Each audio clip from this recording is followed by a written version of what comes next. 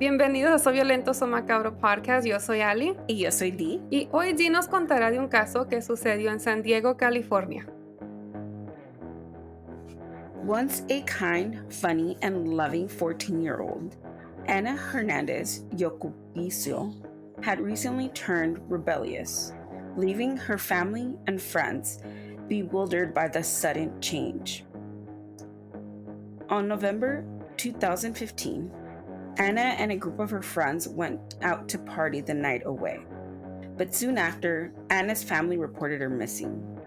A week later, her battered body was discovered, covered in a blanket in a ravine, leaving both authorities and family with more questions than answers. This is a tragic case of Anna Hernandez Yocupicio. Advertencia: la información de este caso puede ser desencadenante para algunos. Tenga en cuenta que algunos de estos casos pueden involucrar menores de edad, abuso, violación o violencia. Escuchen con precaución. Warning: the information on this case can be triggering to some. Please be advised that some of these cases may involve children, abuse, rape, and violence. Listen with caution.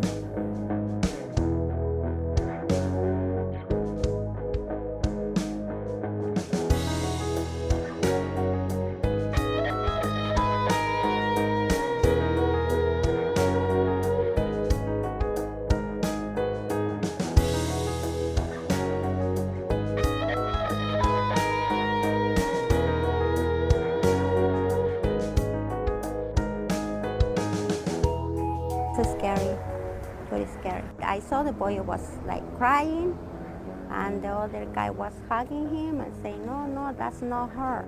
Her dreams of going to college were so real. When I heard the area, my heart kind of dropped. It was all over my news feed, and I couldn't believe it, like, it was unbelievable. Like, I was shocked.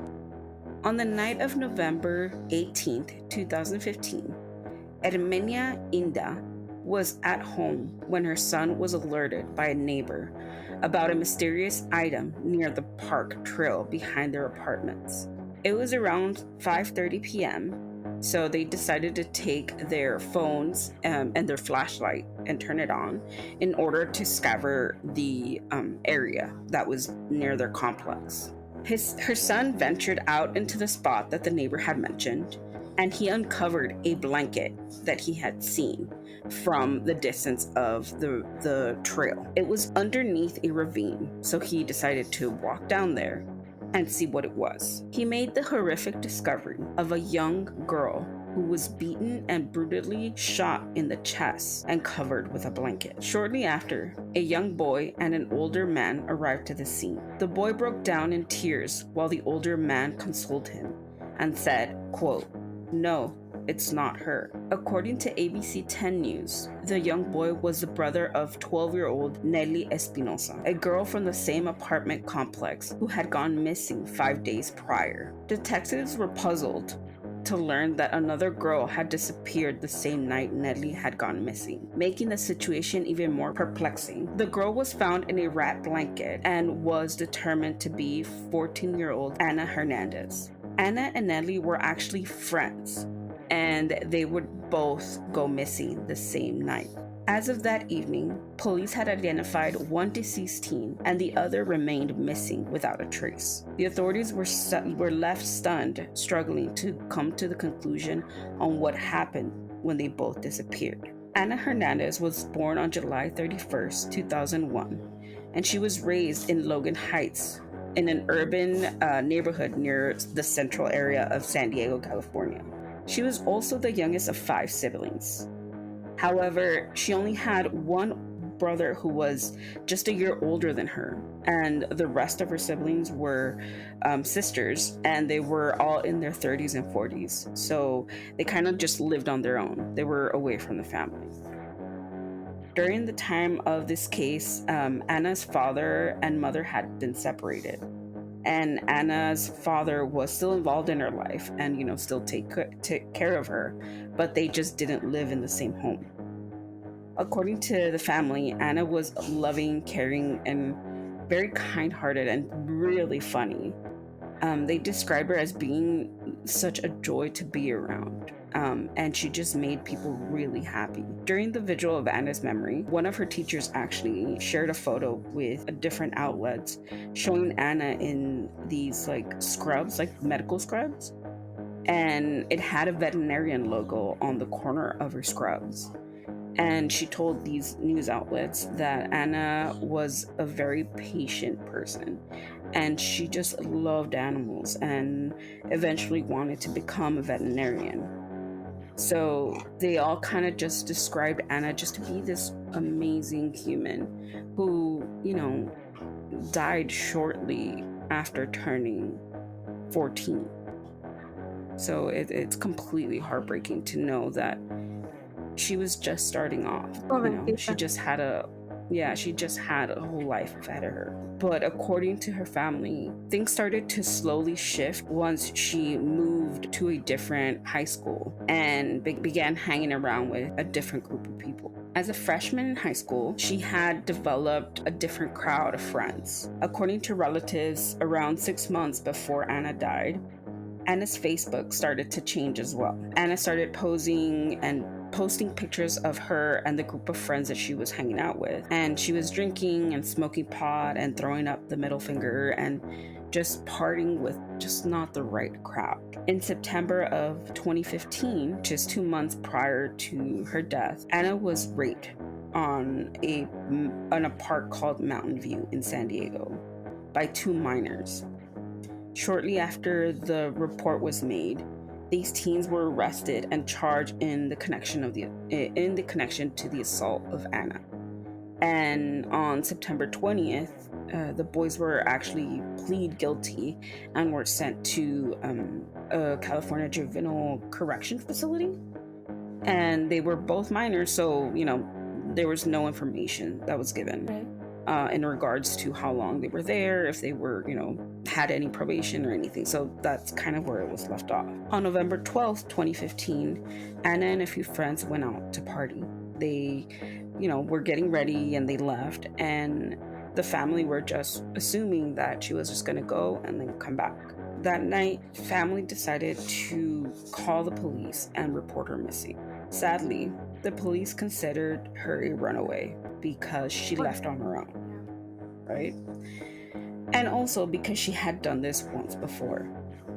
So for them, they assumed she's done this once before, so this is just another way of her running away a second time. She's like a little rebel. Yeah, exactly. And that just became a pattern for them. So they decided not to take the family's plea seriously. According to Anna's sister, Mariam Yocupicio, told authorities that on November 16, Anna had called their home. It is said that Anna had called them and said, quote, "sorry," in a very distressed voice before the call ended completely. Oh, wow. Anna's family then called the police again the next day after they received that call. And once again, the police didn't take their plea seriously. It isn't clear if the police ever made a missing persons report or filed Anna's case as a runaway case. So there's no concrete evidence on if her case was ever reported or filed within the police department.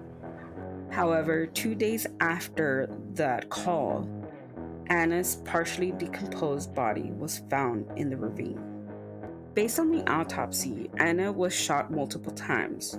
However, one of those shots was fatal, and it was right on her chest.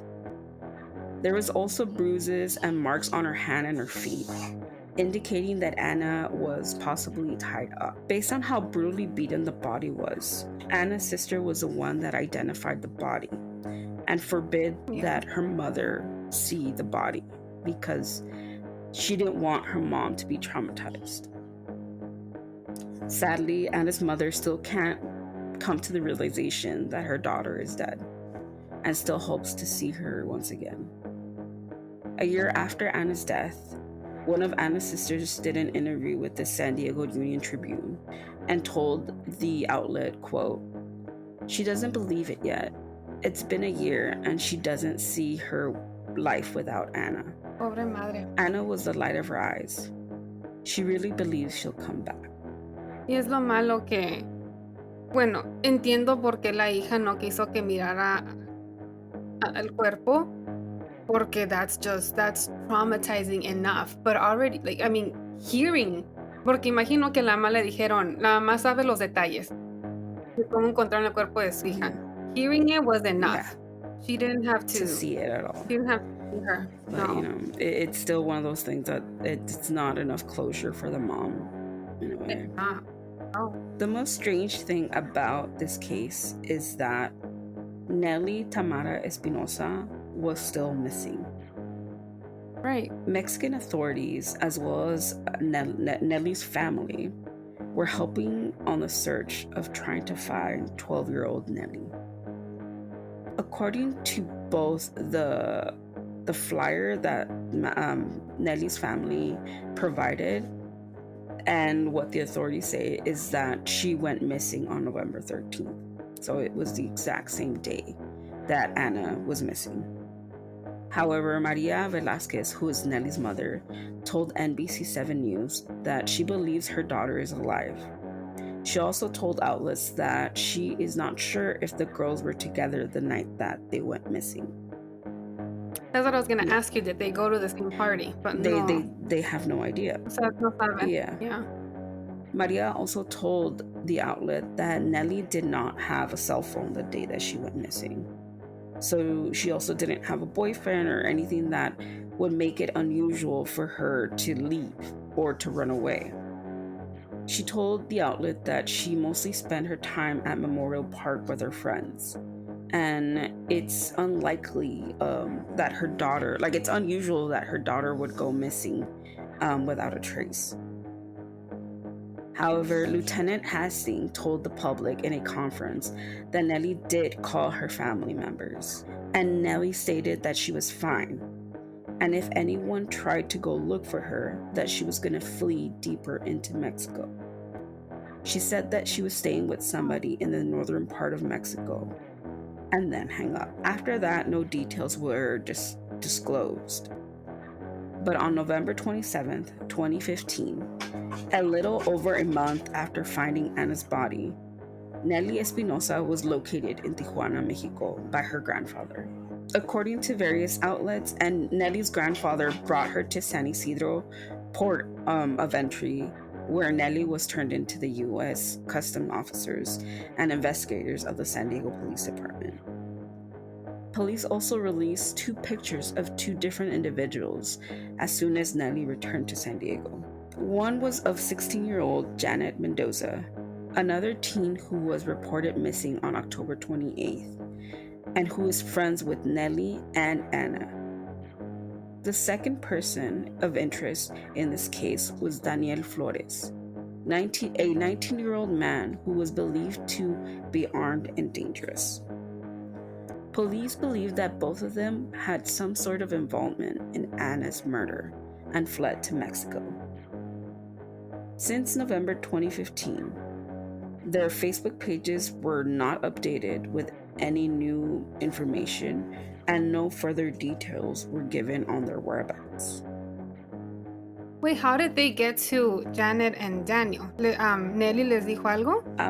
Based on the investigation, there is no details on what happened. Because she was 12 at the time of the case, all the details weren't disclosed to the outlets. So there's no information on what happened after that. Y no saben también cómo Nelly llegó o por qué se fue a México. At first, they believed that Janet was in Mexico, and that Nelly, after the murder of Anna, fled to Mexico, and both Janet and Nelly were together in Mexico. There was an article, I couldn't find it anymore, but there was an article that had mentioned that there was some sort of sighting of both of them in Tijuana. But there is no public information based on the police officers that was a proper sighting. They just had a tip that they were both in Tijuana in November of 2015. But other than that, they don't really disclose how the connection happened. The weird part is that, according to many outlets, a juvenile was arrested in December 2015 on suspicion of being an accessory to killing Anna. The juvenile was booked into juvenile hall that same year, and based on California law again, the teen's name was not released without the permission of the juvenile court. Soon after the arrest was made, nothing else came forward in Anna's case. Wow. Yeah. So, based on the fact that most of the people that were involved in this case were teenagers, apart from Daniel Flores, there is no public information on what happened and what was the outcome of Nelly being found, or if they ever found Janet, or anything. They have no details. However, rumors on forums based on the case speculate that Nelly was the one who shot Anna on accident that night that she fled to Mexico. Anna's family and friends speculate also that, based on her reporting the sexual assault that she had witnessed in September of 2015, that her death somehow is correlated to the teens that were arrested, because the teens were gang affiliated and Daniel Flores was an active member of that gang, and they were looking out for revenge against Anna. However, there hasn't been any concrete evidence. Yeah, there's been no concrete evidence on who murdered Anna, why they murdered her, and if Nelly or Janet or Daniel were involved in murdering and disposing of Anna's body. It's just assumptions. Yeah. Did you find con cuáles amigos salió Ana esa noche? According to the investigation, it is confirmed that it was Nelly, that she went out with Nelly. They just don't know where she went or who else was with them. They just confirmed. Or how long they were together. They just confirmed that Nelly and Anna were both together. According to family members, Anna dreamed of the perfect quinceañera. She envisioned herself in a beautiful dress and the invitations that were going to be made for her 15. Anna's mother, who is an ice cream vendor, worked very hard in raising money in order to save for the perfect quinceañera. However, Anna never made it to her 15th, and the money that the mother had saved for her quinceañera were given in order to bury her daughter. A close friend of Anna by the name of Carla Chavez said, quote, "I can't believe this is real.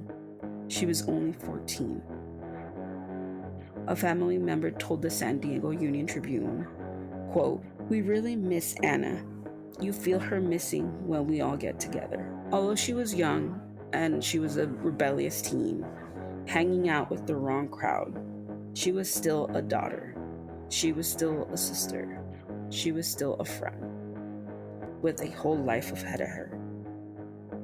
Sadly, a night out with friends changed that completely.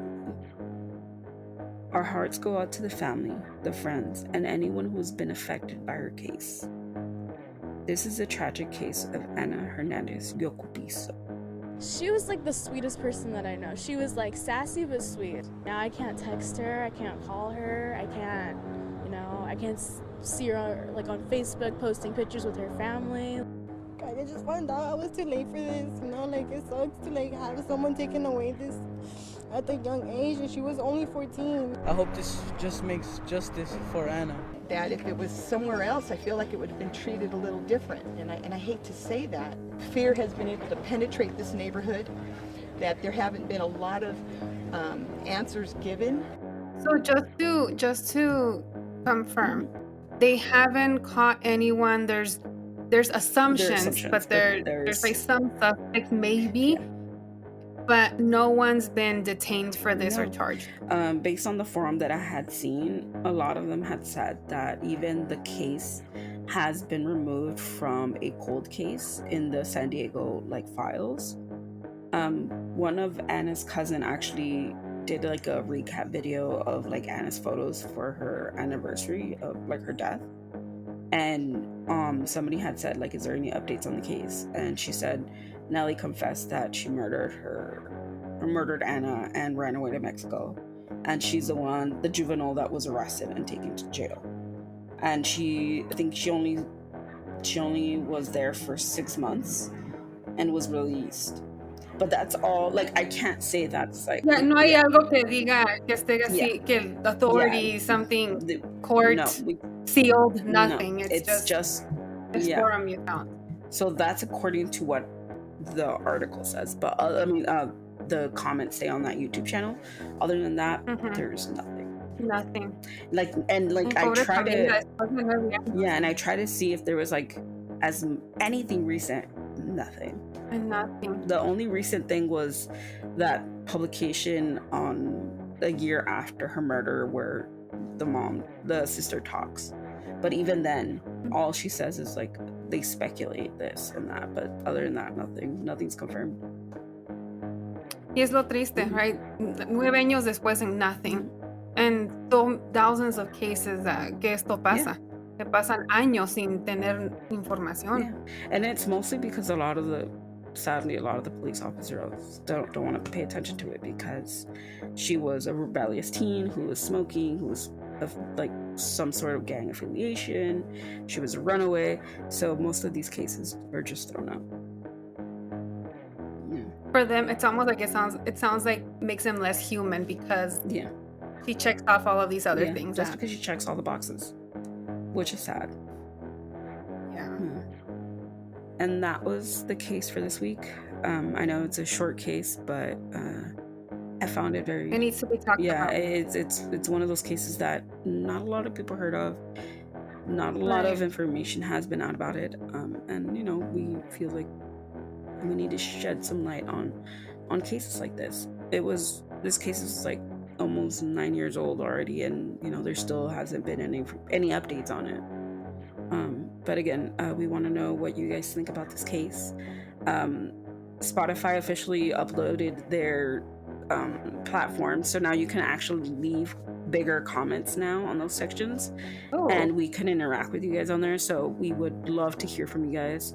Our social media, I know our social media platforms are open, so you can follow us on Instagram, TikTok, on Twitter or X as it's known now, or Threads. You could just type in @SVSM_podcast, and you can leave us a comment there.